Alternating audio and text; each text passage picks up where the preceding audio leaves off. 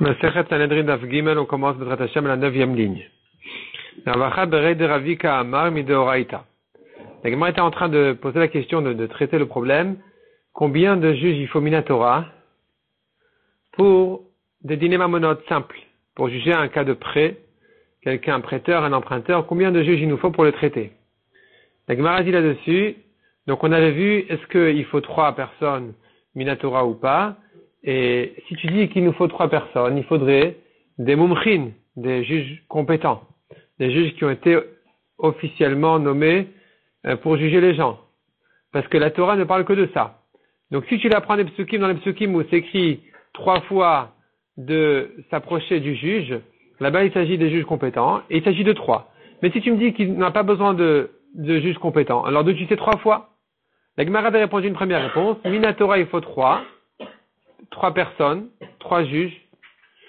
Minatora, il faut 3 juges parce que c'est écrit 3 fois le juge dans la Torah, donc il faut 3 juges Minatora. Et il les faudrait même compétents, mais les Chachamim m'ont dit que pour régler des problèmes d'argent simples, comme des prêts, ici, on va pas, c'est pas qu'une question de simple, c'est pour ne pas compliquer la vie aux prêteurs, qui ne voudront plus prêter ensuite, pour ne pas les décourager. Alors, on va ici simplifier les choses, on va se suffire des juges simples. La Gemara vient là-dessus et dit une autre réponse, qui dit en fait, c'est vrai, Minatora, on n'a pas besoin de 3. Quand la Torah a dit 3 fois des juges compétents, elle parlait d'autres, pour traiter d'autres problèmes. Mais quand il s'agit de prêt, il nous suffit d'un juge, et même pas forcément spécialiste compétent. Donc la Gemara nous dit ici, Ravacha Bered Ravika Amar, Midoraita Chadnami Kacher. Minatora, un juge, il est kacher aussi, il est suffisant. Chez Neymar, Betelek Tishpot Amitecha. C'est écrit dans la Torah, Betelek Tishpot Amitecha, donc tu vas juger ton proche, ton prochain, Betelek correctement, droitement, honnêtement. Et donc tu vois qu'ici c'est écrit au singulier, tu jugeras. Tu jugeras, c'est un juge, il n'a pas besoin non plus d'être un Dayan Mumche. Un homme peut juger Minatora. Et la Mishum Yoshevek Kranot,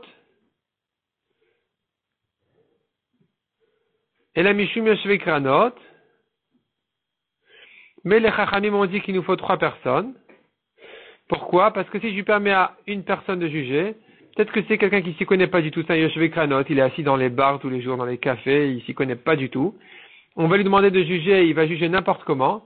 Donc on a demandé 3 personnes. La Gemara demande Atu bitlata milo avu Yoshevek Kranot. Est-ce que dans 3 personnes tu n'as pas des gens de café qui s'y connaissent pas? On répond la Gemara, Yefchar delet beochad de gamir. Impossible que parmi ces 3-là, il n'y en a pas au moins un qui a entendu un peu de halachot, qui sait un peu à peu près comment on juge Minatora. Et la Meata, si c'est comme ça, demande la Gemara que tu leur permets Minatora de juger. Taou le Yeshalmu, s'ils se sont trompés, eh ben ils payent pas parce qu'ils avaient le droit de juger. Répond la Gemara, Kol Sheken et Fish Shvekranot. Kalva Chomer, que si tu le rends pas tour, alors, d'autant plus, ils vont juger n'importe comment. Donc, c'est-à-dire, pour la même raison qu'on a dit qu'un juge n'est pas suffisant, de peur qu'on va tomber sur un juge qui s'y connaît pas du tout. Et c'est pour ça qu'on a exigé 3 juges. Pour la même raison, on a dit que s'ils sont trompés, ils doivent payer. Parce que sinon, tu vas les encourager à juger n'importe comment. Et donc, il faut les rendre chayav en cas d'erreur. La Gemara dit, Maïka ben Rava et Ravacha bered Ravika. Quelle différence pratique dans la marroquette de Rava et Ravacha? Rava, qui disait Minatora, il faut 3 personnes. Les Chachamim ont dit que on n'a pas besoin de compétents. 3 simples, ça va aussi. Et Ravacha qui a dit Minatora, il suffit d'un simple. Les Chachamim ont dit il en faut 3 pour ne pas qu'il y ait de problème avec les Yoshevek Kranot. Donc finalement, ça revient au même. Les deux sont bien d'accord à la finale, en conclusion, qu'il nous faut 3 personnes, mais simples. Donc quelle différence entre eux? Répond la Gemara Ika ben Yehuda Amar Shmuel. La différence entre eux, c'est la halakha de Shmuel qui a dit Shnaim Shedanu, Dinen Din, 2 qui ont jugé, leur jugement est valable. Et là, Shenikru Bedin Chatsouf. Mais on les appelle un Bedin Chatsouf, parce qu'ils n'ont pas respecté la takana des Chachamim qui ont dit il faut 3 personnes. Donc, les Rava, l'être des Shmuel. Rava n'est pas d'accord avec ça. Il n'est pas d'accord avec Shmuel de dire que Bedi Avad, si 2 personnes ont jugé, ça va. Non, ça va pas, c'est pas suffisant. Puisque selon Rava, c'était Minatora qui fallait 3 personnes. Alors même si les Chachamim ont baissé de Dayanim Mumchim à Dayanim simples, c'est pas pour autant que 2 juges seraient suffisants. 2 juges ne sont pas suffisants du tout. Minatora, c'est pas bon. Tandis que les Ravacha Bered Ravika, il était de Shmuel. Ravacha, lui, il pense, oui, comme Shmuel. Ravacha, il pense comme Shmuel, que, puisque Minatora, un juge est suffisant, alors, deux qui ont jugé, même si Midera Banan, il aurait fallu a priori 3 personnes, mais Bediavad, il y en a 2 qui ont jugé, ça va. Nezek vechati nezek vechoule. On a vu dans la Mishnah, il faut payer.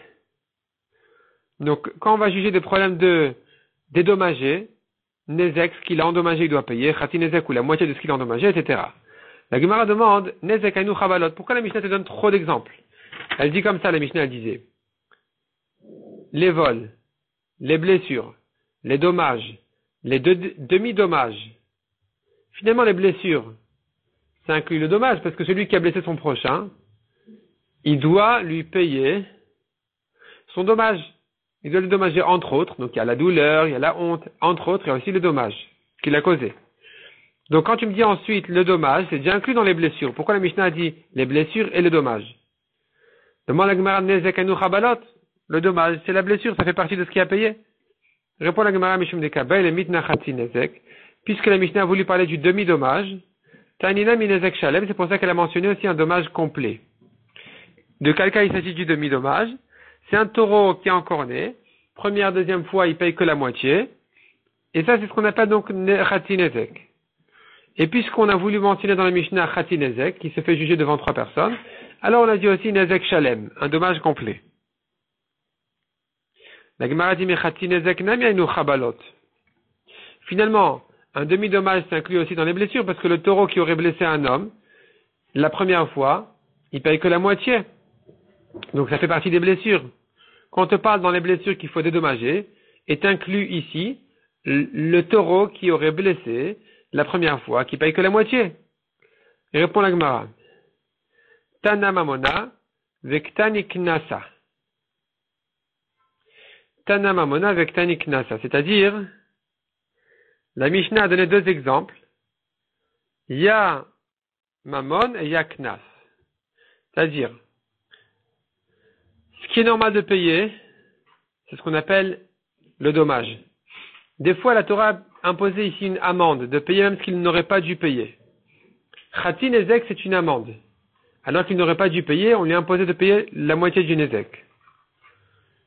Et ça rentre dans une autre catégorie. C'est pour ça que la Mishnah a dû nous dire les blessures. Nous a dit aussi un dommage complet. Tout ça pour te dire les demi-dommages, qui n'est que une amende. Et la Mishnah a dû nous dire donc nezek shalem pour introduire le chati nezek. Demande à Gemarani chaleman de amar palganizka knasa. Ça va, je comprends ce que tu dis d'après celui qui dit demi-dommage, c'est une amende. Et l'aleman de amar palganizka mamona, mais d'après celui qui dit que c'est pas une amende, il faut payer. Maïka le memar. Qu'est-ce que tu vas répondre ici? C'est-à-dire, en fait, Agmar nous fait allusion ici à une marloquette. Il y a une marloquette concernant un taureau innocent qui est endommagé. Un taureau innocent qui est endommagé première fois, deuxième fois, il paye que la moitié. Comment tu considères ces premières fois qu'il est endommagé, qu'il ne paye que la moitié? Est-ce que tu considères ça comme quelque chose de normal à payer, ou tu considères ça comme une amende? La question, en fait, au fond, elle est de savoir, est-ce qu'un taureau, en principe, il est dangereux ou pas? Si tu penses qu'en principe, a priori, un taureau, dès la première fois, il était déjà dangereux en principe, c'est normal qu'il paye. Il devrait même tout payer, mais la Torah lui a fait une réduction de ne payer que la moitié parce qu'il ne s'y attendait pas. Le propriétaire ne s'y attendait pas. Donc, on lui a fait une réduction de ne payer que la moitié. Mais ça, en fait, c'est normal. C'est pas un knas, c'est pas une amende. Celui, par contre, qui dit c'est une amende, il pense qu'en principe, un taureau n'est pas censé encore naître du tout. Et donc, il devrait être patour, mais on l'a quand même rendu chayav de payer la moitié pour ne pas qu'il néglige, pour qu'il fasse plus attention. Donc nous avons ici une marloquette. Comment considérer le chati nezek, le demi-dommage, du taureau qui n'a pas l'habitude d'encorner? Est-ce que tu considères ça comme normal de payer, mammon, ou comme une amende, knas? Ce que tu me dis maintenant, la réponse que tu me dis pour la Mishnah, que la Mishnah a mentionné 2 catégories, mammon et knas, nezek complet et demi-nezek, ça va d'après celui qui dit que le demi-nezek, c'est c'est une amende. Mais d'après celui qui dit c'est normal de payer, Maïk Alémar, qu'est-ce qu'il dira ici? Comment il va répondre ici? Finalement, tout reste dans la même catégorie. C'est normal de payer un dommage complet ou un demi-dommage, tout ça, ça fait partie de la même catégorie. Tu dois dédommager, c'est normal. Donc pourquoi la Mishnah nous a mentionné tellement de détails alors que tout est inclus déjà dans les blessures? Répond la Gemara. Et la Haïd des Kabel et Mitna, c'est puisque les Mishnah voulaient enseigner dans la suite de la Mishnah. Tashlume Kefal Vetashlume Arba Vachamisha. Un voleur qui paye le double, ou qui paye 4 et 5 fois plus, dans le cas où il a égorgé ou vendu l'agneau ou le taureau. Des mamon, on tourne la page, Shene Mishtalem Beroshu. Ici, il ne paye pas le capital. Il paye 2 fois, 4 ou 5 fois. C'est pas le capital. C'est pas que le capital. Donc, puisque la Mishnah a mentionné ces cas-là, Tana Nami Chatzi Nezek, c'est pour ça qu'elle a mentionné aussi un demi-dommage, de la Mon Shalem Ishtalem Beroshu, qui n'est pas équivalent au capital, ce n'est que la moitié. Et donc, peu importe si c'est une amende ou mammon, ou normal de payer, ça sort de l'habitude. C'est plus du capital. C'est différent. Et donc, puisque la Mishnah donc a dit demi-dommage à cause de double ou du 4 fois plus, du triple 4 fois plus, on n'a pas triple, on a soit le double, soit 4 et 5. À cause de ça, on a dit donc Khatinezek, qui n'est pas non plus équivalent au capital même. Et puisqu'on a dit Khatinezek, alors on a dit aussi Nezek Shalem. On a parlé du demi-dommage, alors on a parlé du dommage complet aussi. Et c'est pour ça que la Mishnah finalement elle est rentrée dans des détails de plus. Shlosha Menalan. Donc on parle toujours de 3 juges. Qui a dit 3 juges? Où c'est écrit dans la Torah qu'il faut 3 juges? Et Tanoura Banan. La Braïta se rapporte sur un cas d'un gardien qui nie le gage. Ils vont se présenter au Beddin. La Torah dit là-bas, Venikrav ba la bait el Elohim. Le propriétaire va se présenter devant le juge. Avec un echad, ça en fait un. Ad Elohim yavod var shneem, avec un shnaim. Jusqu'au juge va arriver la dispute de ces deux-là, les paroles de ces deux personnes. Ça en fait un deuxième juge. Asher arshiun Elohim, ce que le juge va rendre chayav, il faudra payer. Avec un shlosha, ça fait une 3e fois. D'ivré Rabbi Yoshia. Donc Rabbi Yoshia a compté le nombre de juges qui sont mentionnés dans les psukim là-bas. Il est arrivé à 3. Il sort de là qu'il nous faut 3 juges. Rabbi Yonatan Omer, Rishon Trila Nehemar. Rabbi Yonatan dit la première fois que la Torah a mentionné de se présenter devant le juge, c'est une première fois. Ve'endor shin trilot. On ne peut pas compter la première fois. Parce que la Torah te dit qu'il se présente devant le juge pour que tu comprennes de quoi il s'agit. Que tu saches bien, il faut qu'il se présente devant le juge, pas devant l'épicier ou le banquier. Devant le juge, il se présente. Donc, on n'a pas à le compter comme une personne. Ça ne vient que nous indiquer l'adresse où il faut s'adresser quand il y a un problème d'argent. Tu ne peux pas le rentrer dans le compte, c'est pas un mot de plus dans la Torah pour qu'il te dise le nombre. Ça ne vient pas ici pour le nombre. Et là répond la Gemara, donc comment se fait le dracha? La première fois on l'enlève, il nous reste 2 fois. Un passage qui dit Ada Elohim Yavod Var Shnehem, avec un echad, ça en fait un. Un deuxième passage qui dit Asher Arshiun Elohim, avec un shnaim. 2 fois que la Torah nous dit d'aller chez les juges. Première fois, le passage qui disait jusqu'au juge va arriver leur problème. Deuxième fois, c'était quand la Torah a dit le juge va le rendre chayav. Donc on est arrivé à 2 juges. Ven Bedin Shakul. Or, on ne nomme pas un Bedin pair, d'un nombre pair. Il faut un nombre impair, de manière à pouvoir pencher selon la majorité. Donc, Mosifin Alen Odechad, avec un shlosha. Il faut ajouter un 3e, ça en fait 3. Demande à Gemara, quelle est la marloquette ici, en fait, au fond, entre Rabbi Yoshia et Rabbi Yonatan? Nema, disons, Bedorshin Trilot Kamiflege. Ils sont dans une marloquette de principe. Est-ce que on peut faire une dracha sur la première fois que la Torah mentionnait un mot qui va se répéter? Est-ce que quand tu fais la dracha sur les répétitions, tu l'as refait depuis la première fois ou pas? Est-ce que tu vas compter le premier mot aussi en tant que numéro 1 ou non, tu vas commencer qu'à partir du numéro 2? Ça serait ça leur marloquette. C'est une marloquette générale dans toute la Torah qui pourrait se rapporter dans d'autres drachot comme dans Souka ou d'autres. Des Marsavar Dorshin Trilot ou Marsavar Dorshin Trilot. Un Tana il pense, Rabbi Yoshia il pense, on compte même la première fois comme un premier juge. Rabbi Yonatan il dit non, on compte pas les premières fois. les premières fois on les compte pas, parce que la Torah ne vient que te dire le sens même du mot. Puis ensuite, quand la Torah se répète, c'est là où tu commences à compter. La Gemara dit là, non, c'est pas ça leur marloquette. Des coups, les Allemagne d'origine trilot. Tout le monde est bien d'accord, on ne compte pas les premières fois. Amar lecha Rabbi Yoshia, imken. Rabbi Yoshia te dit donc, en fait, Rabbi Yoshia il te dit, si c'était ainsi, que tu n'avais pas de dracha à faire en comptant la première fois que la Torah dit t'adresser au juge, nemakra venikra valabait la shofet. La Torah aurait dû dire, il va se présenter devant le shofet, le juge simple. Maï el Elohim. Pourquoi s'écrit el Elohim qui vient indiquer un juge très compétent? Shma mina le minyana. En fait, du changement du fait que la Torah est passée de shofet à Elohim, alors qu'en fait, shofet aurait été bien aussi, donc la Gemara ne distingue pas encore entre shofet et Elohim dans le vrai sens du mot. Pour l'instant, la Gemara ne dit que le changement vient t'indiquer que tu peux le compter comme un premier juge. Puisque la Torah n'a pas employé le terme simple, elle a cherché un mot plus recherché. Ça te permet de le compter comme un premier juge. Ve Rabbi Yonatan. Rabbi Yonatan, qu'est-ce qui répond à cela? On devrait, oui, le compter comme un premier juge du fait que la Torah aurait pu dire Shofet et qu'elle a parlé de Elohim. Donc ça te permettrait de le compter comme un premier juge. Rabbi Yonatan, il te dit non. Lishna de Alma Nakat. Le fait que la Torah te dit se présente devant le Elohim, le vrai juge, c'est Lishna be Alma. Comme disent les gens, Man de dina likrav legabedaina. Celui qui a un problème, celui qui a un jugement, qu'il se présente devant le grand juge. C'est pas pour te dire grand, plus que simple, c'est pas pour t'accentuer, t'apprendre une dracha, compte-le comme un premier ou quoi. On te dit la normalité des choses. Quelqu'un qui a un problème, il se présente devant le grand juge. C'est pas pour te faire une dracha. C'est pour te dire que l'habitude des choses, c'est qu'en principe, naturellement, on se présente devant le grand juge. Donc, ce premier Elohim, tu ne le comptes pas dans les trois. Il t'en reste deux.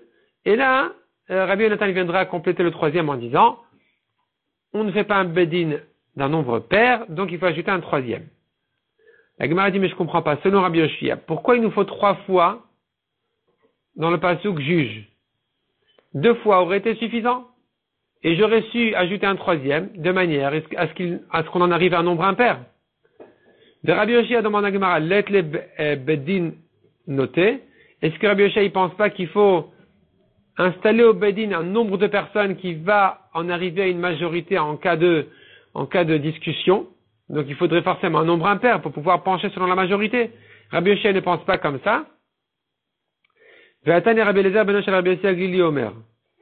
Ma Talmud Lomar, l'Agma dit pourtant il a dit Rabbi Eliezer. Que veut dire le pasuk lintot achare rabim? Lintot achare rabim la tot. La Torah dit de pencher selon la majorité. La Torah amra aselecha bedin noté. La Torah te dit fais un bedin noté, impair pour qu'on puisse pencher selon la majorité.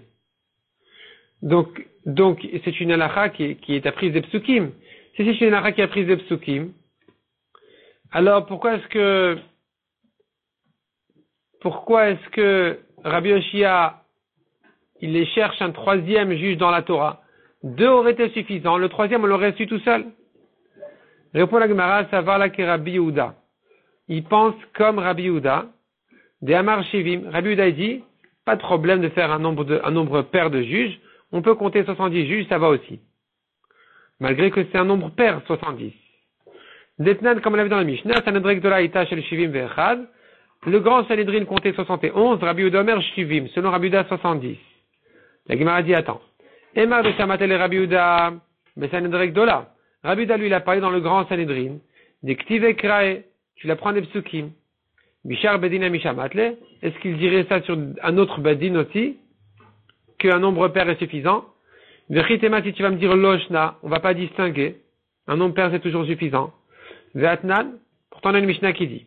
Notre Mishnah nous a dit Smichad Kenim Varifat Egla Bishlosha, livré Rabbi Shimon. C'est-à-dire, Smichad Kenim, c'est les anciens qui font la mitzvah de Smicha, ils appuient leurs mains sur le korban. Arifat Egla pour casser la nuque de la génisse, quand on trouve un mort qui a été tué entre 2 villes. Il nous faut 3 juges selon Rabbi Shimon, Rabbi Yehuda Omer Bechamisha, Rabbi Yehuda dit 5. Ve'amrin al-maïtamed Rabbi Yehuda. Quelle est la raison de Rabbi Yehuda de dire 5? D'où il apprend ça? Il dit c'est comme ça. C'est écrit dans les psukim. Ve'samchu zikne aïr. Ve'samchu, ils vont appuyer. Shnaim, ça fait 2. Zikne, les anciens. Shnaim, ça fait encore 2. Ven bedin shakul. Or, on ne fait pas un nombre pair pour un bedin. Mosifin alen odechad. On ajoute encore 1. Arekanhe, ça en fait 5. Donc, tu vois que même Rabbi Yehuda qui a dit 70, il est d'accord sur le principe qu'on n'a pas un bedin shakul. On ne prend pas un nombre pair pour un bedin. Donc, le grand Sanhedrin, c'est une exception. Un Sanhedrin normal, il nous faut toujours un nombre impair. Donc, pourquoi est-ce que tu me dis, selon Rabbi Yoshia, qu'il me faut 3 psukim dans la Torah pour t'apprendre les 3 juges? La Torah aurait pu me dire 2 juges, et j'aurais su tout seul qu'il faut ajouter un 3e. Répond la Gemara. Rabbi Yoshia a dit famille de Rabbi Yehuda. Ce que dit Rabbi Yoshia, c'est plus fort que Rabbi Yehuda. Il pense encore mieux il va encore plus loin que Rabbi Yehuda. Dis-le Rabbi Yehuda, Besanedrek de la Oudeletle. Rabbi Yehuda lui dit que uniquement pour le grand Sanhedrin qu'on n'a pas besoin d'un nombre impair, pardon. Abishar Bedina Itle. Mais il est d'accord pour un autre Bedin qu'il nous faut un nombre pair. Un nombre impair. Je reprends. Rabbi Yehuda dit le grand Sanhedrin 70. Mais un autre Bedin, il faut un nombre impair. C'est pour ça qu'il a dit, Simichad Kenim, il faut 5 personnes. Mais Rabbi Yoshia Abishar Bedina Namiletle. Rabbi Yoshia, il pense que même pour un autre bedin habituel, il n'y a pas besoin de chercher un nombre impair. Un nombre pair est suffisant. Demande à Gemara, la Torah dit bien, on va pencher selon la majorité. Qu'est-ce qu'il fait de ça Rabbi Yoshia? Mukimla bedine nefashot. Il va établir ce pasuk-là dans des dîners nefashot.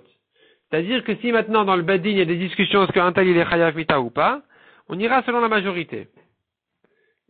Mais sinon, il faut que les juges se mettent d'accord. Donc il n'y a pas de majorité, donc un nombre pair est suffisant. C'est pour ça qu'il a fallu 3 fois dans la Torah dire un juge, parce que sinon je me serais suffi de 2. Aval bedine mamonot lo. Mais dans des dîners mamonot, je ne penserais pas d'aller selon la majorité. La Gemara dit impossible de dire ça. Et là, ce que dit la Mishnah. Shnai omrim zakai vechad omer chayav. 2 juges qui disent il est patour, un qui dit il est chayav, zakai. On va selon les 2, il est patour. Il est patour, ou bien il méritera de l'argent qu'il réclame. Shnai omrim chayav echad omer zakai. 2 qui disent il est chayav, un qui dit il est patour. Chayav, on va selon les 2, et donc il est chayav. Nema delok Rabbi Yoshia. D'après ce que tu dis, Rabbi Yoshia, cette Mishnah ne va pas comme Rabbi Yoshia. Parce que selon Rabbi Yoshia, il faut absolument égaliser tous les dayanim. Tous les juges, il faut arriver à 3 juges qui disent la même chose. Répond la Gemara, non. Afilu tema Rabbi Yoshia. Même si tu veux dire comme Rabbi Yoshia, cette Mishnah qui va selon 2 sur 3, Maïtila be kalvachomer medine nefashot. Il l'apprend par un kalvachomer des dîners nefashot. Uma dîner nefashot de chamire. Si déjà pour condamner quelqu'un, le juger sur la vie d'un homme, qui est bien plus strict, qui est bien plus ramour, Amar Achman Azil Batarouba, la Torah dit tu vas selon la majorité, dîner mamonot le kol sheken, kalvachomer que dans des dîners mamonot, on va selon la majorité. Et donc, même si Rabbi Yoshia pense qu'a priori on aurait pu installer un bedin d'un nombre pair, comme 2 personnes, il est quand même d'accord que si maintenant les juges ne se mettent pas d'accord, on ira selon une majorité. On ajoutera un 3e, on ira selon la majorité. Ou bien une fois que la Torah nous a appris qu'il doit y avoir 3 juges, c'est pas qu'il faut que les 3 pensent la même chose. On ira selon la majorité. Dont on sait la majorité, on apprend ça des dîners nefashot. Tanoura banan. Dîner mamonot bishlosha, Rabbi Omer bechamisha. Donc on juge à 3 personnes, selon Rabbi, il faut 5. Pourquoi? Kedesh yigamer adin bishlosha. Rabbi y pense, quand on a parlé de 3 juges, il faut que les 3 juges soient ceux qui pensent donc comme la conclusion du bedin. Il nous faut donc que les 3 juges disent chayav, 3 juges disent patour, qui soient la majorité, donc il nous faut 5 en tout.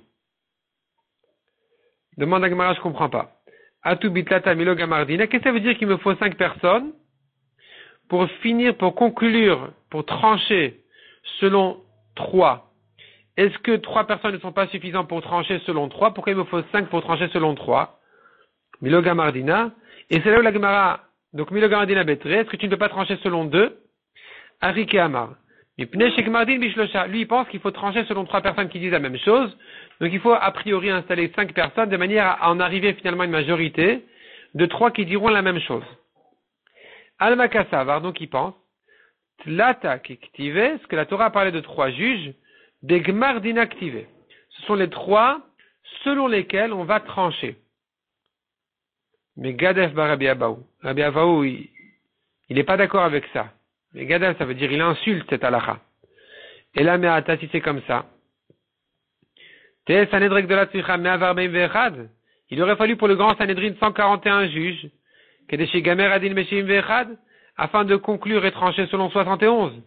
Puisque tu me dis que quand la Torah te parle d'un certain nombre de juges, c'est le nombre de juges qui vont trancher, selon lesquels on va trancher. Donc quand tu parles maintenant de 71 pour le grand Sanhedrin, il faut que les 71 soient une majorité, et qu'a priori, on aurait dû nommer donc 141. Ou un petit Sanhedrin, au lieu de 23 personnes, il aurait fallu installer 45 personnes, afin de trancher selon la majorité qui dirait la même chose, qui compterait les 23 personnes. Alors c'est faux. Et là, donc tu es obligé de comprendre autrement, que quand la Torah t'a parlé d'un certain nombre de juges, c'est le nombre de juges en tout. Esfali shivim isham arachmana. La Torah t'a dit, réunis-moi 70 personnes. Mish'ata sifa, depuis le moment de la réunion, quand tu les ramènes, tu les rassembles, shivim, ils doivent être 70. Après, tu fais le selon la majorité des 70. Tu vas dire selon 36. Veshaftu aeda, veitzilu aeda, nami. Et quand la Torah a parlé d'un petit Sanhedrin de 23 personnes, la Torah a dit, l'assemblée va juger, l'assemblée va sauver, donc c'est 10 qui disent Chayav, 10 qui disent Patour et tout ça. Mish'at shfita taeda. Depuis le moment où ils commencent à juger, ils sont 10 et 10 et encore 3. Donc on ne dit pas, la Torah ne te donne pas le nombre de ceux selon qui on va trancher. La Torah te dit le nombre des juges en tout. Achinami, donc ici aussi. Comment tu arrives à 5 juges? Venikrav balabait el Elohim. Mishat krivash lesha. Quand la Torah te dit 3 fois le mot juge dans le pasouk, ça veut dire que quand il s'approche d'un bedin, il faut qu'il y ait 3 personnes en tout. Donc comment Rabbi il a sorti son 5? Et là, il nous termine de Rabbi. Voici sa raison. Asher yarshiun Elohim tre. La Torah nous dit, les juges vont le rendre chayav. Là, c'est écrit au pluriel yarshiun. Ils vont le rendre chayav. Donc il s'agit de 2. Ne'emar Elohim lemata ve'ne'emar Elohim lemala. On fait une gzerashava. C'est écrit juge en bas, c'est écrit juge en haut. Il s'approche du bedin. Malemata shnaim. De même que quand la Torah parlait de le rendre chayav, ils étaient 2 parce que c'est écrit yarshiun au pluriel. Ils le rendent chayav au pluriel. Donc les 2 juges. Af lemala shnaim. De même quand la Torah te parle en haut de juge, il s'agit d'un pluriel de 2 personnes. Ça en fait 4 déjà. Donc il va s'approcher des juges, c'est 2. Les juges vont le rendre chayav, c'est encore 2. Ven badin shakul. Or, on ne prend pas un nombre pair de juges. Motifin ala modechad arekan chamisha. Il faut en ajouter encore 1. Ça en fait 5. C'est comme ça que Rabbi est arrivé à 5. Vera banan. Qu'est-ce qui répond à ça les chachamim? Pourtant, il y a bien un pluriel de yarshiun. Yarshian ktiv. Il te dit, c'est pas écrit yarshiun avec le vav dans le mot. C'est écrit yarshiun sans le vav. Ça peut se lire au singulier yarshian, comme si il le rendra chayav. Donc finalement, ça a annulé le pluriel de là. Et donc on a un juge en bas, un juge en haut, et un troisième pour que ce soit un nombre impair. C'est comme ça qu'on va en arriver à 3 juges en tout, selon les chachamim. Donc selon Rabbi 5, parce qu'il dit yarshiun c'est un pluriel, ça fait 2 en bas, 2 en haut et encore un 5e. Selon chachamim, en tout 3 juges.